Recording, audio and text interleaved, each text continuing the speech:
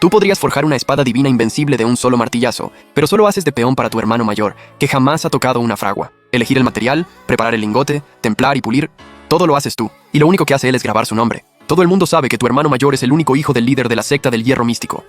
Solo por ese apellido, los clientes que vienen a pedirle espadas hacen cola hasta la entrada de la montaña. Pero nadie sabe que, en realidad, la mitad de las armas más famosas del mundo inmortal salieron de tus manos, las de un simple aprendiz. Y aún así, la secta del hierro místico jamás ha valorado tu talento. Incluso tu petición de convertirte en discípulo oficial y tener tu propia fragua fue aplazada una y otra vez por tu hermano mayor. Hasta hoy, en el banquete para celebrar la forja de la famosa espada Guyue, Shukun volvió a frenar tu ascenso como si no fuera nada. Esta vez no te quedaste callado como siempre. Miraste fríamente al líder, sentado en lo alto, y dijiste, lo dejo. La frase sonó ligera, pero el bullicio del banquete se apagó al instante. ¿Qué has dicho? ¿Te has vuelto loco? ¿Sabes lo que estás diciendo? Los discípulos externos de la secta del hierro místico solo reciben comida y alojamiento. No cobran paga mensual y pueden irse sin pedir permiso a la secta. He dicho que lo dejo. ¡Qué disparate! Eres un crío en la fase de refinamiento corporal. ¿Solo porque has forjado unas cuantas espadas famosas ya te crees superior? Si dejas la secta, ni siquiera tendrás una mesa de forja decente. ¿Así vas a honrar tu talento? Exacto, no seas desagradecido.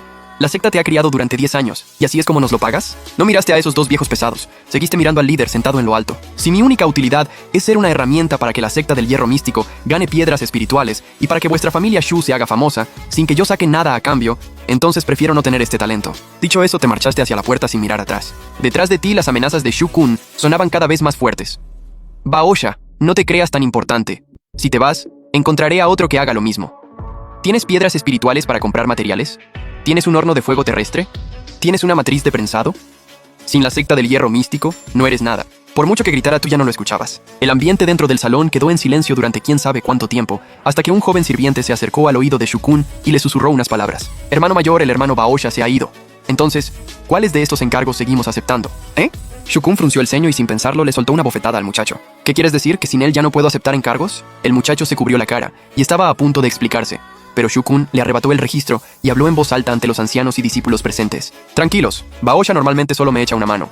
Ya que estos encargos han venido a la secta del hierro místico, yo, Shukun, los aceptaré todos. No hay ninguno que no podamos hacer. Al oírlo, todos soltaron una risa incómoda y volvieron a poner esa expresión aduladora. Solo el viejo líder mantenía el rostro serio. Durante los años en los que había delegado poder en Shukun, tanto los ingresos como la fama de la secta del hierro místico habían aumentado rápidamente. Creía que su hijo ya tenía la capacidad de reconocer y usar bien a la gente. Pero lo que Shukun había demostrado hoy solo podía describirse como desastroso. Pensando en eso, Shu Li suspiró. En fin, un pequeño problema así aún puede corregirse poco a poco. Sin embargo, al día siguiente de tu partida, antes incluso del amanecer, Shukun fue despertado por unos golpes urgentes en la puerta. Hermano Shu, ha pasado algo terrible. Shukun abrió los ojos medio dormido, se puso la túnica exterior con impaciencia y abrió la puerta. Fuera había 7 u 8 personas. Al frente estaba el encargado Li de la zona de forja, y detrás lo seguían varios artesanos cuyos nombres Shukun ni siquiera recordaba. Hermano Shu, tenemos un problema enorme. El encargado Li entró deprisa con un grueso montón de documentos en brazos. Esta mañana, cuando los artesanos empezaron a trabajar, descubrieron que todos los encargos estaban bloqueados. Nadie sabe cómo seguir. ¿Qué significa eso de que nadie sabe cómo seguir? Shukun frunció el ceño, todavía sin despertarse del todo. El encargado Li suspiró y extendió los documentos sobre la mesa. Ayer usted firmó 37 encargos, y más de la mitad tienen requisitos especiales. Cuando el hermano Baosha estaba aquí, él los clasificaba y los marcaba todos de antemano. ¿Cuáles se podían hacer? ¿Cómo hacerlos? ¿Qué técnica usar para darles forma? ¿Y cuáles no se podían hacer? Los rechazaba directamente. Pero ayer, cuando usted firmó, no dejó ninguna anotación. Los artesanos cogieron las órdenes, vieron los requisitos y se quedaron totalmente perdidos. Al escuchar la explicación del encargado Li, a Shukun se le fue el sueño de golpe. Caminó rápido hasta la mesa y abrió al azar uno de los encargos. En él ponía, una espada espiritual. Requisito, que la hoja cambie de color según la voluntad del dueño, roja en combate y blanca clara en reposo. Frunció el ceño y revisó varios más. Cada pedido tenía exigencias rarísimas, y leerlos le dejó la cabeza hecha un lío. ¿Todo esto antes lo gestionaba Baosha? Shukun abrió la boca queriendo decir, ¿no tenéis más de 100 artesanos? Pero se tragó las palabras. Recordó lo seguro que se había mostrado ayer al firmar en el salón, y empezó a ponerse nervioso. ¿No podéis discutirlo entre vosotros y hacerlo? Un artesano de más edad respondió. Ya lo hemos discutido. Varios maestros nos reunimos anoche y estudiamos hasta medianoche. Algunos pedidos tenían planos que el hermano Baosha había dejado antes, así que los hemos apañado con lo que recordábamos. Pero los que han llegado hoy no sabemos ni por dónde cogerlos. La cara de Shukun se volvió cada vez más fea. El encargado Li se acercó y preguntó en voz baja. Hermano, ¿y si vamos a preguntarle al viejo líder? No. Quien se atreva a contarle esto a mi padre, que no me culpe por ponerme serio. Shukun se dio la vuelta, reprimió la inquietud que sentía y dijo a todos. Retrasadlos. Medio año, un año si hace falta. Yo buscaré una solución. Pero, hermano Shu, ¿qué más pasa? El encargado Lee sacó de la parte inferior del montón una orden envuelta en seda azul y la colocó con mucho cuidado sobre la mesa. Este encargo no se puede retrasar. Shukun tomó el paquete, lo abrió y sus pupilas se contrajeron. El maestro Kang Song, un gran cultivador de la etapa alma naciente, quería encargar un candado de larga vida para su nieto, que acababa de cumplir 1 año. Debajo había más de 200 líneas de requisitos muy detallados, y al final también estaba escrita la fecha del banquete de cumpleaños. El significado era evidente. No podían permitirse ofender a un cultivador de alma naciente, pero el tiempo era tan justo que ni siquiera podían aplazarlo. Shukun apretó la orden en la mano y empezó a caminar de un lado a otro, recordando una y otra vez cómo solías hacerlo tú. Eso es, los planos. Baosha dibujó muchísimos planos antes. Seguro que hay algo parecido. Tú, lleva a varios hombres a la zona de forja y traedme todos los planos que dejó Baosha. Y tú, baja a la montaña y pregunta por dónde se fue Baosha. Si lo encontráis, traedlo de vuelta. El encargado Lee se marchó con varios discípulos tras recibir la orden. 1 hora después llegaron los planos. 2 cajas enormes apiladas como una montaña. Shukun hizo que los discípulos los extendieran por el suelo. Luego cerró la puerta y se agachó a revisarlos él solo. Era la primera vez que miraba tus planos con tanta atención. Antes pensaba que esas eran preocupaciones de herreros de primera línea. Él era el hijo del líder, el futuro dirigente de la secta del hierro místico. Alguien así debía ocuparse del panorama general. ¿Cómo iba a perder tiempo estudiando técnicas y detalles menores? Pero ahora, esos detalles se habían convertido en su único salvavidas. Los planos eran de todo tipo: espadas, sables, lanzas, bastones, hachas, martillos y calderos.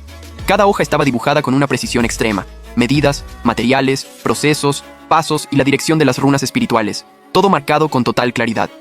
A Shukun le dolía la cabeza de tanto mirar, pero no se atrevía a parar. ¿Baosha ha llegado a dominar la forja hasta este punto? Cuando esto termine, tengo que traerlo de vuelta como sea.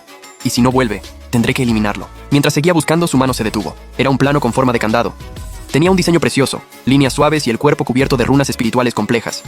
Parecía una joya exquisita. ¿Es este? Los ojos de Shukun brillaron y enseguida levantó el plano para examinarlo. El proceso de fabricación era muy detallado, pero la nota final que habías dejado solo decía una frase: materiales demasiado caros. Usar con cautela. Después de leerlo, Shukun quedó muy satisfecho. Si es para un gran cultivador de alma naciente, ¿qué importa el coste? Encargado Lee, lleva este plano. Que los artesanos dejen lo que estén haciendo y fabriquen esto primero. El encargado Lee recibió el plano, lo miró varias veces y tampoco lo entendió del todo. Él no lo sabía, y Shukun tampoco. Lo que estaba dibujado en ese plano era un artefacto de sellado que habías diseñado años atrás, llamado Candado Atrapa Dragones. Su función real era sellar los meridianos de un cultivador, pero cualquiera por debajo de la etapa de fundación moriría al tocarlo. Mientras tanto, después de bajar de la montaña, llegaste a una aldea de mortales y con las pocas piedras espirituales que te quedaban, alquilaste una herrería. Aunque allí no había ninguna herramienta de forja con poder espiritual, no podías ocultar la emoción en tus ojos. Según la leyenda, el fundador de la secta del hierro místico fue, en su día, un simple herrero mortal. Un día, cuando llevó el arte de la forja al límite absoluto, una corriente de energía espiritual lo transformó por completo, y desde entonces entró en el camino del cultivo. Sin embargo, generación tras generación, los discípulos de la secta habían cultivado mediante técnicas y manuales.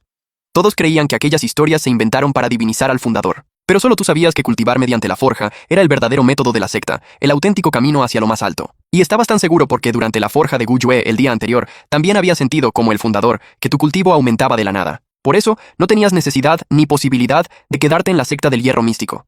Esa pequeña tienda ante tus ojos era tu verdadero comienzo. Al pensarlo, empezaste a ordenar y preparar todo con impaciencia.